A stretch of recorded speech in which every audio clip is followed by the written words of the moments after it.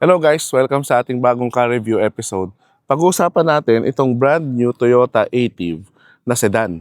Kamusta kaya yung performance nito? Kamusta siya compared sa mga traditional na Vios na nakikita natin sa kalsada ngayon? Worth it ba kung magdadagdag kayo ng extra money para bumili ng Toyota Aitiv 1.3e kaysa sa bumili kayo ng traditional na mga variants ng mga Toyota Vios sa ngayon, which is subok na natin?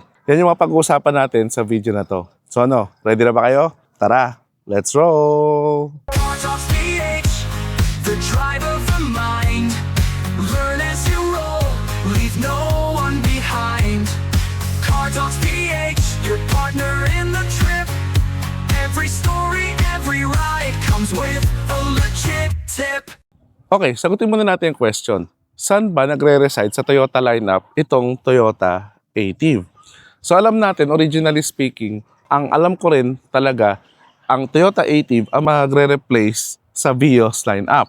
Pero, alam naman natin si Toyota, if it ain't broke, don't fix. So, ang ginawa ni Toyota, niretain pa rin niya yung mga lower variants ng Toyota Vios, which is yung XE at yung XLE. Kaya ang ginawa niya, nilagay nila sa lineup na to, ang Toyota Aitiv, in a higher end ng Toyota Vios lineup. So, yung originally na higher version ng Toyota Vios, tinanggal nila, ginawa nilang Aitiv. So ito yung base variant, yung 1.3e, meron tong manual at CVT. Meron ding 1.5 na variant ng Toyota Aitiv. At kung gusto mong pumasok sa hybrid system ng Toyota, ang pinaka-cheapest option mo ay yung 1.5 HEV version ng Toyota Aitiv. So imagine nyo guys, pinapakita ng Toyota na kung gusto mo ng mga cheaper option, ng subok na, pang grab, pwede yung Toyota Vios na lower variants. At kung gusto mo naman ng medyo high-end yung features, nilevel up nila ng konti, dun ka papasok sa territory ng Toyota Aitiv. So pag-usapan na natin yung ibang mga features pa nito. So let's talk what is under the hood ng Toyota Aitiv 1.3e. On the heart ng Toyota Aitiv 1.3e, makikita nyo dito ay yung 1NRVe na 1.3 liters 4-cylinder gasoline engine ng Toyota. Sounds familiar? Kasi yan din yung same 1.3 liter engine na ginagamit ng Toyota ever since sa pinakaunang Vios, pati Avanza hanggang sa panahon natin sa ngayon. So I guess talagang totoo sa Toyota, if it ain't broke, don't fix. Kasi hanggang ngayon, ginagamit pa rin nila yung gasoline engine na to. Ito ay may dual VVTi technology, nagpo-produce ng 98 PS at 6,000 RPM at 122 Newton meters of torque at 4,200 RPM. O diba? Enough na power para sa city driving. Pwede to sa Toyota CVT or Continuously Variable Transmission, which is another subok na product din ng Toyota when it comes sa transmission system. Ito rin ay electric power steering. So yun yung makikita natin sa kanya under the hood. So kamusta naman yung safety features niya? Meron itong dual airbag sa front, may ABS with EBD, may vehicle stability control, may hill start assist, which is very good, at may reverse camera. So, hindi siya tinipid ng Toyota. Wala lang siya yung full volume na Toyota Safety Sense. Pero makikita natin, lahat ng kailangan mong safety features nandyan para safe ka makapag-drive along the way. So, sa harapan niya guys, makikita nyo, looks familiar ba? Kasi itong Toyota Aitiv ay under ng DNGA platform. Yung tinatawag nilang Daihatsu New Global Architecture. Kaya yung Aitiv, yung Race, yung Veloz, Avanza, Rush, napansin nyo, magkakamukha sila kahit yung Wigo. Kasi iisa yung kanilang design language. Tingnan nyo naman guys, di ba? Premium na premium at mas sporty yung looks niya kumpara sa lumang design ng Vios. Kaya ang laki talaga ng in-improve. Dito pa lang, kumbaga, makikita mo, worth it na yung dagdag presyo niya. Ang laki ng kanyang piano black na grille, di ba? Nagbibigay ng angas at dating sa kanya. Plus mo pa yung napakalaki niyang Toyota logo dito. Idagdag mo pa yung kanyang LED headlamps na napakalinaw kapag kagabi. Kitang-kita mo talaga siya. Meron din siyang daytime running lights dyan na LED at yan na rin yung kanyang turn signals. Wala siyang fog lamps sa variant na to, pero pinapromise natin ng Toyota na kahit wala siyang fog lamps ay malinaw pa rin yung kanyang ilaw kahit malakas yung mga fog sa dinadaanan natin. So yun yung makikita natin sa front niya. Sa kanyang side profile guys, makikita nyo, no? Parang typical sedan din naman talaga yung kanyang itsura. Napansin ko lang sa kanya, yung bandang likod niya may pagka-hatch ng konti kasi medyo longer ng konti yung pagkaka-slant ng kanyang rear windshield. Kaya akala mo konti lang yung opening ng kanyang trunk. Pero mamaya makikita nyo, maluwag naman. Yan. Makikita nyo rin sa kanyang side mirror, meron siyang ditong repeaters na LED. Ito ay hindi siya power folding pero power adjust din siya. Yung kanyang door handles, body colored. Meron siyang soft touch button dito to lock and unlock the doors. At makikita nyo rin yung kanyang wheels, napakaganda guys, no? Two-tone na alloy wheels yan na 16 inches paired sa 19560 R16 na gulong. Kaya talaga maporma, no? Yung kanyang brake system, disc brake sa harap at saka drum brake pa rin naman sa likuran. So yun yung napansin natin sa kanyang gilid guys.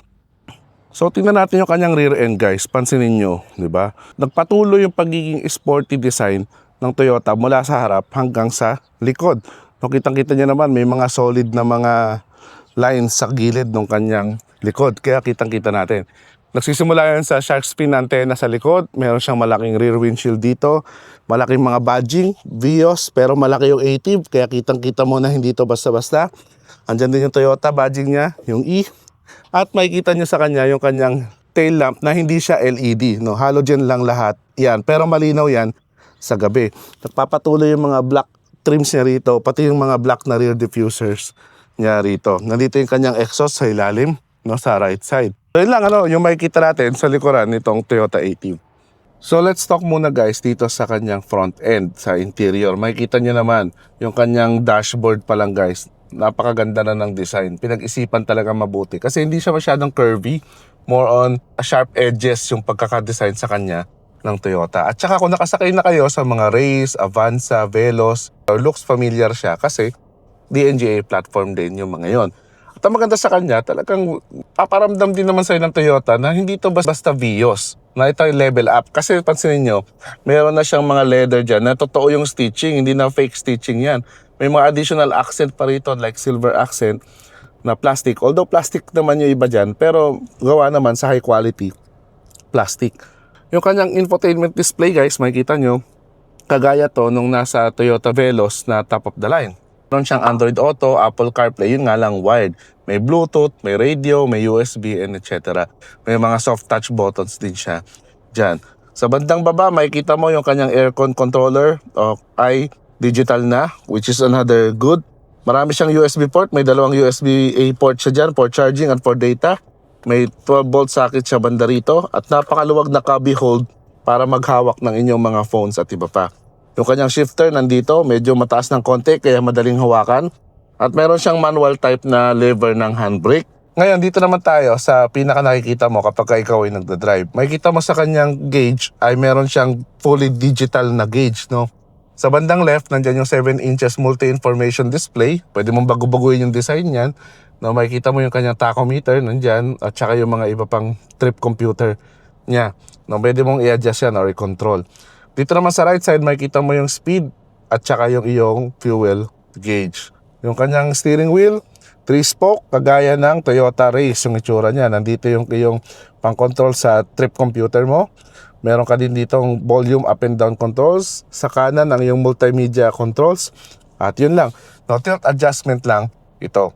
Sa left side niya makikita nyo rin, no, nagbe-blend yung ating cup holder dito sa leather accent niya. Kaya bagay na bagay, di ba? Ang ganda. Pinag-isipan mabuti yan ng Toyota. No, dito makikita nyo sa man yung controls ng kanyang side mirror, ng kanyang unlock ng doors, at yung power window controls. Sa kanyang sidings, makikita nyo guys, medyo more on plastic siya. Pero at least, magandang klase, no? Nagpapatuloy yung kulay ng leather at saka ng plastic sidings. Yeah. So, yun lang, yung makikita natin dito sa kanyang loob. So, ngayon pag-usapan naman natin itong second row nyo guys. Una ko agad napansin sa kanya pagsakay ko, legroom. Ang luwag. Itong driving position ko to na 5'6", pero yan, ang luwag Very komportable sumakay dito kasi maluwag yung legroom niya. Kaya kahit long drive, okay na okay sa kanya. At hindi pa dyan nagtatapos. Talagang ini-spoiled ng Toyota yung mga rear passenger nitong Toyota ATIV. Kasi pansinin nyo, meron siyang aircon vents na dalawa, rear. So hindi ka mahihirapan sa pag mainit yung weather, merong aircon vents tayo dyan. At hindi lang yan. Kung makita nyo, meron siyang dalawang USB-A port dyan for charging, di ba? So, hindi mo na kailangan makiconnect doon sa harapan. Meron ka na agad dyan USB-A port na pang charging. Dalawa pa. Isa pa, meron siyang cup holder sa magkabilang side doors. O sa sidings mismo. Kaya, hindi mo na kailangan ibaba yung armrest sa gitna para magka-cup holder ka. Kung tatlo kayo rito, may dalawa ka na agad na cup holder. So binigay talaga yan ng Toyota para maging komportable or mag-enjoy din yung mga rear passenger, which is not common yan para sa mga Toyota vehicles, lalo na sa ganitong price range. Kaya kudos sa Toyota for giving those passenger comfort kahit nandito ka sa second row. Ang medyo lang sa kanya, mataas yung kanyang tunnel, kaya kung may third passenger ka rito, medyo mahirapan ng konti. Isa pa guys, yung kanyang headroom, napansin ko, yan. Yun lang yung trade-off. Kasi nga yung design niya, kanina na pinakita ko, di ba? Medyo wala na halos headroom dito. Yan, ganyan na lang. Yan, ganyan na lang, konti na lang. Kaya kung medyo matangkad ka pa sa akin, tingin ko naman, yun naman ang kahinaan nito. Medyo mahirapan ka kapag ka medyo matangkad ka, tas nandito ka sa rear end ng Toyota Active. So yun lang, yung napansin natin sa kanya dito sa rear part. Okay, so pag-usapan natin itong driving performance ng Toyota Active 1.3e. So napansin ko sa kanya unang-una yung kanyang engine response. Yan responsive siya guys. At kung nakapag-drive na kayo ng typical Vios na 1.3 liter engine, same naman yung feel niya. Napansin ko lang mas responsive to ngayon. Walang masyadong delay kumpara sa kanya. Kaya talagang maganda yung pagkaka-combination ng Toyota 1.3 liter engine nito plus yung kanyang CVT transmission. Yan, very smooth. Halos parang wala kang mararamdaman kahit anong lag sa kanya. Kaya kapag ka-overtake kayo guys, may confidence ng konti sa inyo, Although syempre kailangan nyo pa rin tansyahin kasi nga 1.3 liter lang naman to. Di naman talaga siya pang racing. Pero papansin nyo, konting-konti lang yung lag kapag ka tumapak ka sa accelerator pedal. Kaya kapag ka mga simpleng overtake, kayang-kaya naman nito. So very good Toyota sa part na yun, Isa pa napansin ko sa kanya yung kanyang suspension. Yan, tulad yan, nadadaan tayo sa mga lubak ngayon, pero hindi siya sobrang tigas. May soft side siya na hindi masyadong common sa mga sedan, lalo na kapag ka medyo lower variant or lower price range siya. Pero ito, ina-absorb niyang mabuti yung mga lubak, kaya hindi ka masyadong mapapagod kapag ka naglo-long drive ka tas medyo malubak yung dinadaanan mo. Yan. Maramdaman mo pa rin naman, pero much softer niyang tinatanggap yung lubak kumpara sa iba, lalo na sa typical na Vios. So yun lang naman yung feel ko sa kanya when it comes to suspension. Braking, napakalakas ng preno niya, enough na enough. Kahit pa sabihin mong hindi siya 4-wheel disc brake, kaya-kaya pa rin niya huminto on time. Ang steering wheel niya guys, malambot kasi nga electric power steering, lalo na kapag ka nagpa-park ka, talagang napakadali niyang i-maneuver. Tapos kapag medyo mabilis na yung takbo mo like ganito, medyo nag-stiff na ng konti siya for safety purposes. NVH siya guys, engine noise okay naman, hindi mo siya masyadong rinig. Halos wala nga kapag ka below 2,000 RPM. Pero kapag ka tumaas na doon, bawa yan, medyo marinig mo siya ng konti lang, konti lang. Para nakikita mo, naririnig mo na nagro-roar ng konti yung engine, which is normal naman talaga yun. Sa iba nga mas malakas pa Yung mga noise sa labas, hindi niya masyadong nasisil. Naririnig mo pa rin yung mga engine ng truck, ng motor, tambutso nila kapag nag-overtake sa'yo or kapag ka nasa paligid mo, which is okay lang. Normal naman yun sa mga ganitong price range ng sedan. Talagang hindi okay masyado yung ceiling niya sa ganyang part. Pero yung tire noise, road noise, hindi masyadong rinig, which is good. Yun naman talaga yung isa sa mga okay. Kaya napansin ko sa kanya, very nice yung pag-seal niya sa noise ng part na yun, road noise at saka tire noise. Now let's talk about fuel consumption figures niya. Sa city drive, nakakapagtala to ng around 11 to 14 kilometers per liter, which is kinda okay na yun, di ba? Tipid na yun para sa ganitong klase ng sedan. Wala na, mahal yung mga fuel prices ngayon. Sa highway, lalong tipid. 22 kilometers per liter yung kaya nitong itala, di ba? Superb na yun, parang big bike lang yung dala mo, pero makapagsakay ka ng 4 o 5 tao sa sedan na to. Kaya napakatipid ng Toyota Active when it comes to that. Syempre, wag mo lang naman masyadong hataw yung pagpapatakbo mo. Kailangan tamang-tama lang. Tapos, ang maganda sa kanya, kapag dinadrive mo siya guys, lahat nung rito, abot na abot mo, within reach ng driver. Kaya napakadaling mag-control ng sounds, ng infotainment, magkambyo, lahat very accessible sa iyo. Kaya very comfortable. Tapos yung lumbar support niya sa upuan guys, ang sarap. No, kapag magko-corner ka tulad yan, medyo mabilis. Oh, nakastay ka lang sa upuan mo, di ba? So, kapag ka medyo mabilis yung takbo mo, okay na okay din siyang mag-corner. So, yun lang naman yung mga napansin ko kapag dinadrive tong Toyota Active 1.3. So, after natin pag-usapan lahat ng pwede pag-usapan, marirecommend ko ba sa inyo itong Toyota Active 1.3e? Well, kung ang hanap nyo lang ay simpleng pang TNVS, hindi kayo masyadong maarte sa mga features and comfort, go for the current Toyota Vios lineup. Okay na yon, kasi talagang subok na yun ng Toyota. Pero soon, mafe-phase out na rin yun. I-force na tayo ng Toyota pumunta dito sa Toyota Active lineup. At itong 1.3e, ito yung kanilang base model. Pero kita nyo naman sa mga features, di ba? Hindi siya mukhang base model. Kaya para sa mga safety features, tech features, kung hanap nyo ng mga ganon, gusto nyo ng Toyota, at kung gusto nyo yung hitsura nito, go for Toyota Active 1.3e. Recommended siya kasi tipid sa gas, enough na enough pang family, mga small family, at may power din naman para makapag long drive.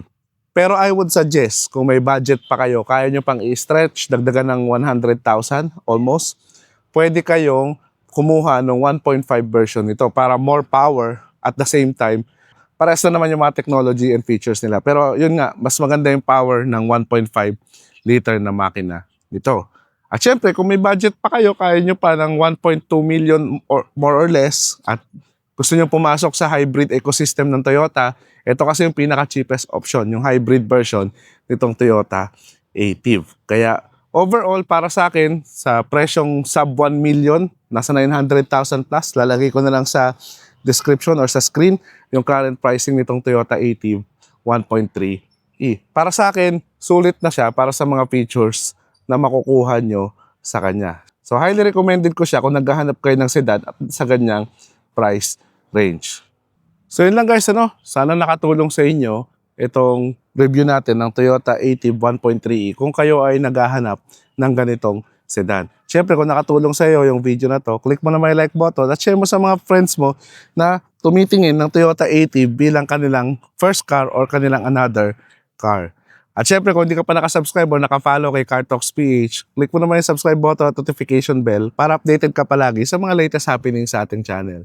So until next videos guys, always remember, drive safe and enjoy!